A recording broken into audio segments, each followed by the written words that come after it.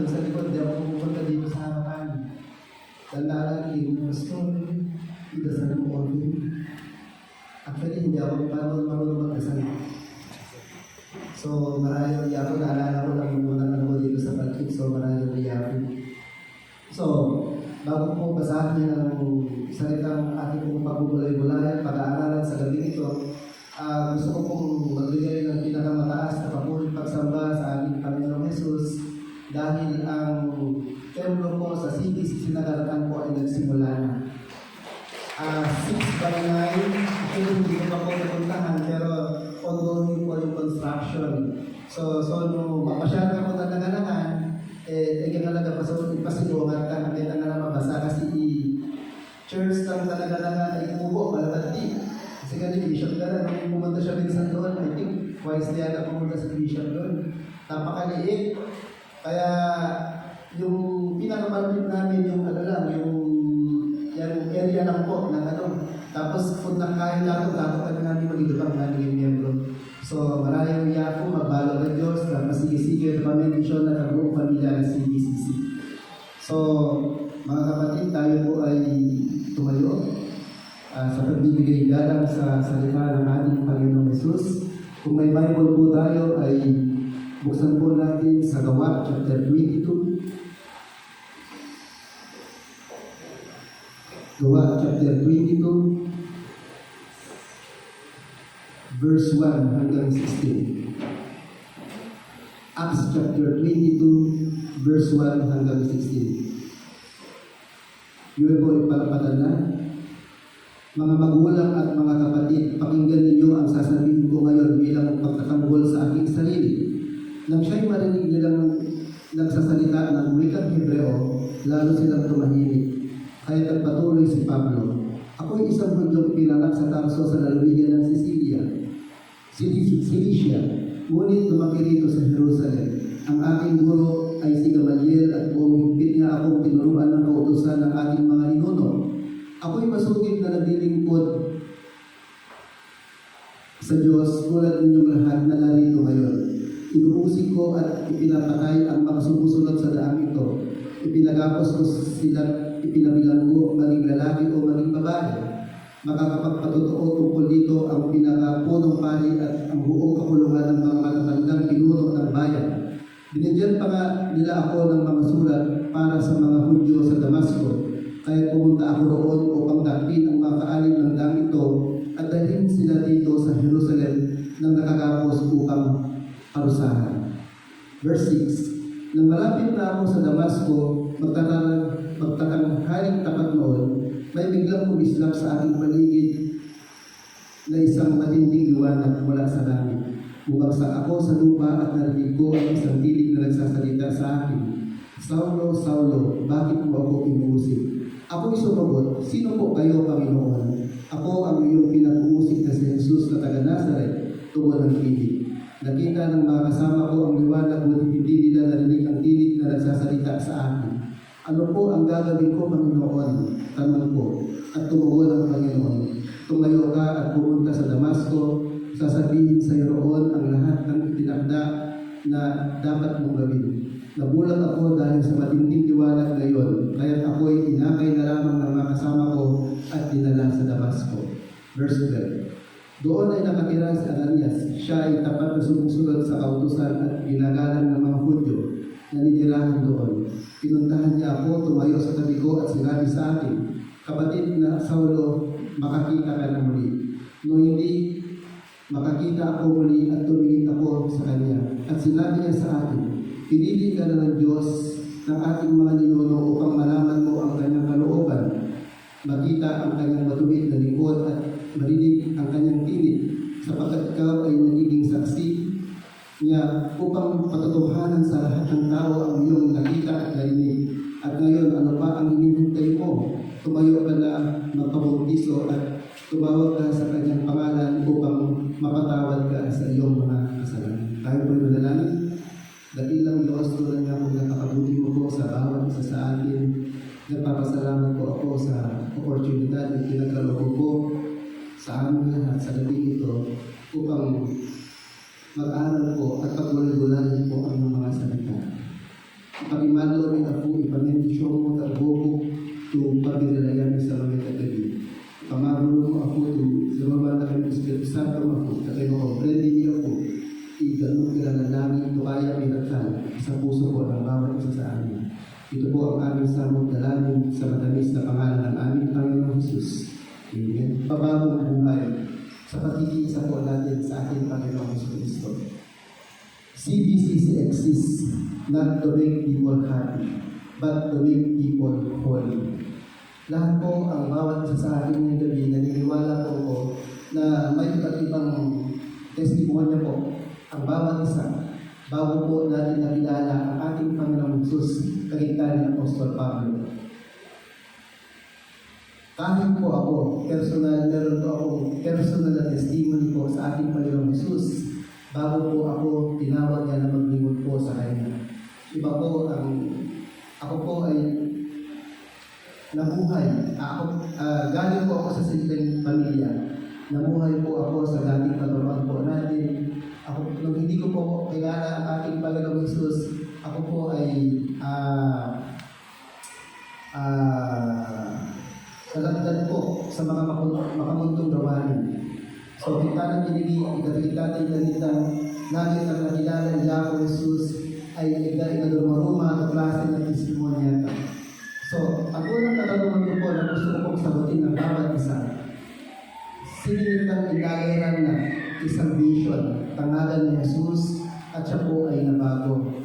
Kung tayo po ang mga kapatid ay makikita po ng ating mga kakilala, mga kaklase, mga kaopisina, mga kapamilya, makikita po ba nila sa atin ang pagbabago po ng ating buhay sa pagkikipag-isa po natin sa ating Panginoong Jesus.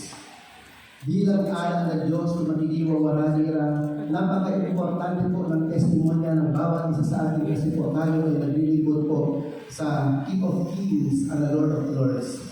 Doon lang ng Paul's background uniquely qualified him for his adventures. In Acts chapter 22, verse 3, we can see that Apostle Paul, a Pharisee who had studied with the famous teacher Gamaliel, tatlo doon ay alam na pinapamagitan.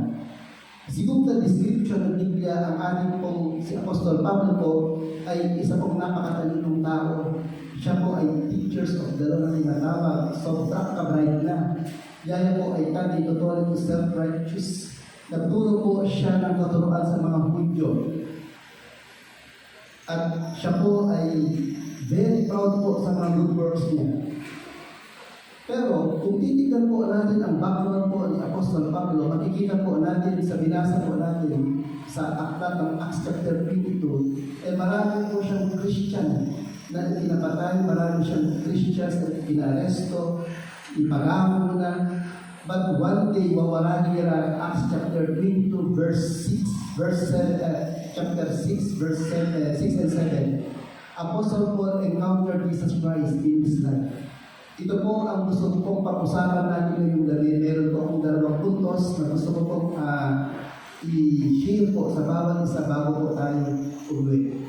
Gusto ko pong tawagin gusto kong bigyan ng titulo po ang teksto na ito na New Life in Christ in God. Ang una pong puntos na gusto kong i-share ngayong gabi, Kristyano, taiga, personal, encuentro na takwa ni Yahweh Jesus ay transformation ng buhay. Ulitin ko, ang Kristyano po na may totoong personal encounter sa ating Panginoong Jesus ay meron pong pagbabago ang kanyang buhay. Kita na hindi mo rin karayot ng maginatang na iglesia that CBCC exists not to make people happy, but to make people holy. Ang layunin po ng iglesia nito mga kapatid ay yung mga taong nabago at nabago po ang kanilang mga buhay mula po sa kadiliman, sa kaliwanagan ng kanilang buhay. So, hindi kami pala na-encounter ni Yahweh Jesus na patuloy. Tulad ng sinabi ko, ang bawat isa po sa atin ay may magkakaibang testimonya bago po natin na-encuentro ang ating Panginoong Jesus sa buhay natin na katulad ni Apostol Pablo. Na dapat po na pahalagahan natin ang idatang tudaan to balon tapat to leta. Ngayon po ta patrabaho na na buhay na katagitaday ka ikang. Kagita ng Apostol Pablo sa ilagala na yaya na yaman to maserbi ka nisa kita na binigit ay personal na enkwentro na nabibigyan ng uli ng verse 6 sa magpapagay ng Damascus masigatang nagdalang matangalan daw yaya ay kurga natulang at tulang tunawag na nagdako mismo na gamit. Tago ka momento, makikita po natin na 3 araw, 3 gabi po siya, hindi siya kumain. Lahat po ng mga taong may totoong encounter sa ating Panginoong Jesus ay meron pong pagbabago ang kanyang buhay. Kasi po dati ay kita nakikita bilang Marites ka, bilang Mario ka, sa mga nagkaputa na enkwentro Iyamo Jesus ay bawal to Iyamo Jesus na naman ibilenang at totoo ito na encounter ang i-goodness at faithfulness na kakiwala at buhay ka. Gusto ko ay dati sobrang ego na maparaparado ay bawal to tayo magutang ipatuloy ng mga hangin at makikita ng truth. Tangan ko ganun. No dati ma-pride ka, bawal to matuloy ng to sigapakanin ko, especially sa ruban na Iyamo lumurong to egati katalibaguan ang enkwentro ng takwa ni Iyamo Jesus. No dati matalakan ng ministry dahil na enkwentro ng takwa ni Iyamo Jesus mawag na buto madala ko itang ministry ka. No dati ang misak ka, aktibo ka, ang manlamang na derang bungang to gandong lumurog tayo kay enkwentro ng takwa ni Iyamo Jesus ay manlamang ipagtagunan pag-akwang sa marin ay mawag to katalibaguan ng pagtuloy na kita na enkwentro ng Iyamo Jesus tagunin. Bawat wawarang irato ay ikakanibago transformation ng life from darkness to lightness na buhay ka. Apostle Paul blinded just to call his attention, revealing him for the ministry of our Lord Jesus Christ. Sana noni ipaningan ni Apostol Pablo wawarang irato na nabibigyan na sinadala na Iyamo at pagtuloy na sinadala na inawag na Iyamo at pagtuloy na. Kaya na 2 Corinthians chapter 5 verse 17, therefore, if anyone is in Christ, he is now a new creation. The old is gone, and the new is come. Ikakalibago na buhay ay sobrang importante, especially sa itang na ana-ana na Diyos. Dahil kaputa, itestimonya na katagitado ng itang lumasigan, itang mamaragi ng tututoy na naman ay dakal to influensya ka nila. Tapi, ibebuli na kanitang alam ay influensya ka. Kami na dalog ng langit ito padalo ng kapunan. Inekatwa, i-Kristyano na ite gusto na ikwentro na takwa ni Iyamo Jesus ay tutulan ng Iyamo.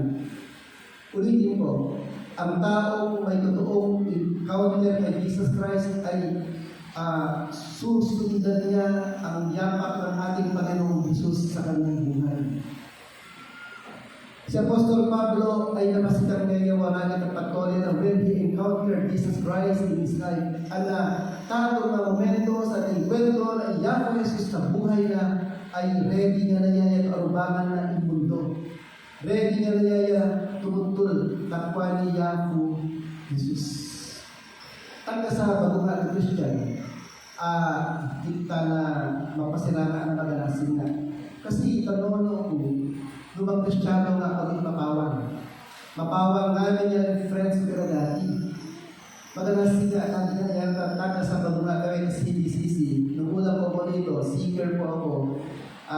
Kung pumupunta po ako dito sa CDCC, meron po akong black na jacket, yung niregalo ni Arnold din. Itinatago ko po ito ng Biblia. Kasi nahihiya po ako na nakikita po ako ng aking mga kaibigan na may daladala po akong Biblia. Magandang siya. Yan, sa unti-unti ito na mature nga sa Kristiyano Patole, naging kantada na ng Biblia na yung Amerika kasi.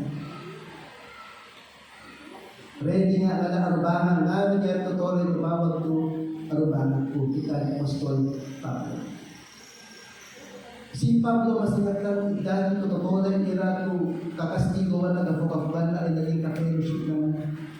Minay si Apostol Pablo at Damascus, and he declared that Jesus Christ is the only Son of God to give salvation to all men. Suminod to niya yung nagdala na Yahweh. Yari dati yung Saulo ay naging ito Pablo. Kita na kanang hindi siya ngamin ito tolay perga gusto na encounter at kwali Yahweh Jesus ay transformation ng life na alam tutulan na Yahweh Jesus na pagpapalay. Kita ni Abraham nagbalik ka Abraham. Si Jacob nagbalik ka Israel. Ang nangyari karang pagkaya bibigyan ka. Like what Apostle Paul said, follow me as I follow Christ. So sa ngayon na naging sigurado kang to ipadabunan kang tututulang sa patuloy kang ay awang tutanapang ng Yahweh Jesus. In direction ng ba ay direction ng Yahweh Jesus. Rikisan tang tumapya ay pututang. Sintang ba talaga ay purot ito na tinibagume ng pataliketa di kang nakwaling Kristo Jesus na patuloy mo. Masingan na ba ang tutuloy talawang tumalawang itang purot to anak na itang disipulo na itang Yahweh Jesus ay transform to life to Jesus itutulat ng patuloy na. Sintang ba ay naiiba na ipananaw ng patuloy ng sana kilala ng Yahweh Jesus na patuloy mo. Naging bold ang bagal life ng igagira nela ng iratudan sa nakilala ng Yahweh Jesus na patuloy. Rikisan kang tumapya at pututan sa kanila gadi mawarahin. Igabaya talaga ini kami ni Bago ng buhay. Noon pag sobrang na ibanghedo to daladala ng tumawag ko totoo na yung kalawa ng influensya at ang may klase ng tolera. Because I believe nobody met Jesus Christ in His life remained the same. Kita naging siya 10 years to nakalibagot ang buhay mo. Ina mo naman kaya bakit yung problema. Maagde sa kami, nabayag ka na kami na iglesia, ay awang palamang ito dito talibagot ang patuloy. Ina mo tumapyari, isa mo tumapyari ito. Ang problema. Yung problema mo, hindi mo na bayag na ito ang iglesia. Ito ang palamang ito talibagot ang buhay. Siguro, amin magaling sa render, kung patuloy ang mangyari ng Jesus. Talagang Espiritu manirulutan mo. Siguro you have lack of fellowship with godly people to the believers or lack of separation to the world. Kasi masiga kayo sa hina ng mundo. Ngayon, hindi ka nakapagpangwala sa Espiritu Santo. Tunay katak ka din ay kaya-kaya ka pang lalong mawaragi. Especially nowadays. Paul separated his life to the world, separate from the activities of the world. Kaya nagpaligan ng mga i-check tang tuwan na iputang sa mga kaibigan tang tuwan. Kaya na Romans chapter 12, do not conform any longer to the pattern of this world, but be transformed by the renewing of our mind.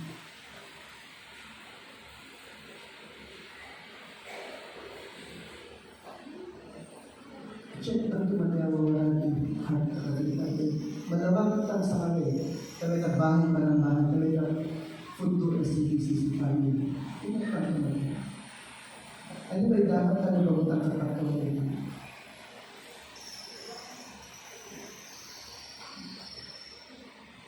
In Christ encounter, ipakarutan toward the life-changing life ay mawag ko si Yahweh Jesus yung modelo ka. Maresulta niya kung mawaragi at transform life. Ito aming pagkaparututan kay Yahweh Jesus. So, mawaragi niya sa mga dali. Ano man lamang pala, igalong kira kami kami sa rin at akman ni Yahweh Jesus. Yung mga bagay po, ng mga kahinaan po natin na ginagawa po natin ang palihim. Lahat ng mga bagay para makapabuhay tayo ng ayon sa kalooban ng ating Panginoon. Mabago ang buhay natin At pagtutun ng kaisa ay isurrender ng kaisa. Ito rin po, i-right place, ito rin ang lugar. Ang naman lamang kakakyatan, mga kahinaan po natin, ay isurrender po natin. Lalabas po tayo sa iglesia nito na may pagbabago po sa ating buhay, especially po sa puso po ng bawat isa sa atin. Maraming iyakin, magpumagin. Dakilang Diyos, salamat po Panginoon at nag-usap ako sa bawat isa amin. Upugan na kami ako, tumaling iganot ako na lagi isinigyan mo Lord sa mga kagabi ay sa katolik ni ako, balo-balo ni gusto lamang ilugat ako namin. Kasi nga nagkatolik ka naman ako, tuyaw ako doon ka na CBC Jerusalem Church kay talapang tutolik. Transformation ng life niya, ang talapang ang nayang Jesus, ito talaga sa katolik. Marayo pa ako, bendisyon ako pag-aaral, protekta mo lang ng batang kawarsi. Ito po ang aming salmot dalagin sa matalis na pangalan ng aming Panginoon Jesus. Amen. Parampakan po namin